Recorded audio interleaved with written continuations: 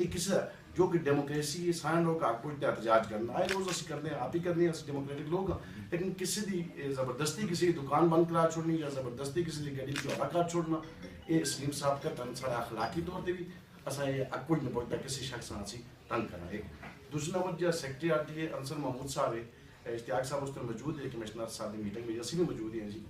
उसने बिल्कुल मैं समझना इस पूरे प्रवाद का मेन आंसर हो गया है बाकी रह गए जो बच्चे ने गल की दिगर की साढ़े भी बच्चे इमोशनल गल्लां माशाअल्लाह बड़ियां अच्छियां लेकिन असा चाहिए कानून के मुताबिक सारा रूल्स की आदत है जिस तरह शिजा साहब ने गल की कि पर किलोमीटर के हिसाब से एक डिसाइड होया या प्रबंध इस टाइम उस वेले सलीम भाई मौजूद है ठीक है जी असं सेठी मस्जिद तक 8 रुपये ना गिनते 10 इंसान कंपलैक्स तक भी 10 रुपये इंसान 2 रुपये वापस नहीं हो गिनते इस तो अस है की कर छो वो बामी अंडरस्टैंडिंग होया उस तो बाद जो 12 रुपये होया ये साढ़े इलम बिल्कुल नहीं इस पर सलीम साहब अच्छी ना है अच्छा जरा सड़ा होया खालिद खान मुर्ज़ई साहब जो कमिश्नर या रहीम खान या उस वजह से मौजूद है इतने पोर्शन दे नहीं उस वजह से जो है ना असली लोग सरकारी तौर पे नोटिफिकेशन इजाजत प्लीज चेयरमैन साहब क्योंकि एज ए कमिश्नर होंगे जिस तरह उस दिन इश्तियाक साहब के सामने कमिश्नर साहब एक गल आखिया कि चेयरमैन में तू बार सेक्रेटरी आती करना उस पे जैसा मीटिंग करके उसकी कापी जी है कमिश्नर साहब ने जो सिग्नेचर किया कोई इशू नहीं बनया ठीक है लिहाजा इस कानून फॉलो किया जो आया कि अर्बन का कानून की आता है कितना किराया ना इन्होंने ना इंसाफी हो ना पब्लिक ना असं इस टाइम जो एतबार के पब्लिक के लोग हैं ना जी असं अगर कोई गलत फैसला कर सक तो रोज मैशर दे रोज असं जिम्मेदार हो सकते as a citizen as a कानून का दरवाजा खटखटाने भाई तमाम स्टेक होल्डर बुलाओ मीडिया बुलाओ असा बुलाओ कंज्यूमर वाले बुलाओ ताजरबाजियाँ बुलाओ बुला के उस पर फैसला करो आप ही फैसला करो मैं कोर्ट में गया कोर्ट में मेरा कोर्ट में केस है मैं कोर्ट में गया किराया दिखा तो गया इस ये गया होते भाई कोर्ट में कह रहा सेक्रेटरी आरटीए का काम है ये तमाम लोगों को बुलावे बुला जो सा हक बढ़ते हैं फैसला करे तो असी उसी रहता ना असी तो ना उसी तो एक हो जिसकी वजूहत भी उन्होंने दस नहीं लगे क्योंकि वो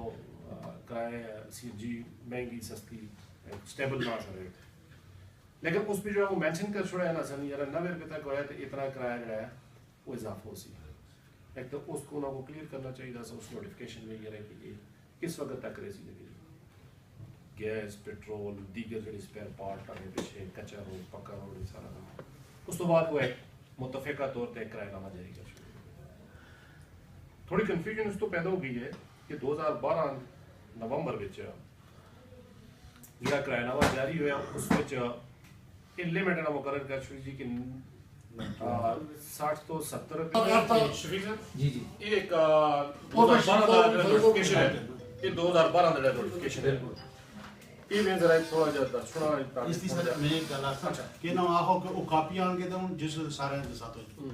उस पे जना दे भी तो साथ हो सारे भी हो इधर सेक्रेटरी अलीम खान दे भी हो पेट्रोल दी कीमतां और सीएनजी है ये एसोसिएशन होना चाहता है जाके काम कि इस एसोसिएशन इस तरह उस तक फार्मूला बनाया नहीं उनमा सही एग्जैक्ट लेकिन एसोसिएशन सीएनजी बना रही है वो जड़ा सीएनजी दा जदों वो आया नोटिफिकेशन सीएनजी चाह के 74 के 72 रुपए इस तरह आ गई है 2013 दे मतलब एंड विचो गैस रिवर्स लो के वो होगी जिस वेले 74 तक टिकी रही है फिर थोड़ी बद्दी हुण पता 84 85 आ गई जिस विच इना जिस भी इना बेनिफिट या एक चलते रहे मतलब सारी गल सीधी करो ना बराबर ने नहीं यार इधरों यूं चलते रहे एक दूसरी जी सलीम भाई गल आता है कि किराया दे तमतौर की मिसाल या तो बरसों की उस मिसाल छोड़ो एबटाबाद मंडियां एबटाबाद नवां शहर ये जिहड़ियां सुक्कियां चलदियां ना जितनियां भी सुक्कियां चलदियां किराए जिहड़ी उन्हें किराए की गल की वाकई है ग्रां में नुकसान होता है किराए मखसूस लोग आते वो उन्होंने आप तय करके बह के यार इतना पैसे देने इतने उसका कोई नहीं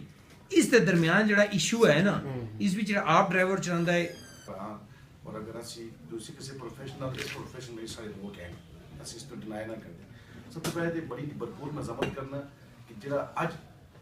अपनी ट्रांसपोर्ट यूनियन और ड्राइवर साहबान ने एक शहर के अंदर जी फजा कायम की है डंडे चाह के जो पता लग गया सरगुन चौक में गड्डियां टायरों में हवा करना और जहाँ कुछ गड्डी चलाना है इसलिए मेरी जाती हैसियत पर भरपूर मजम्मत करना स्टेट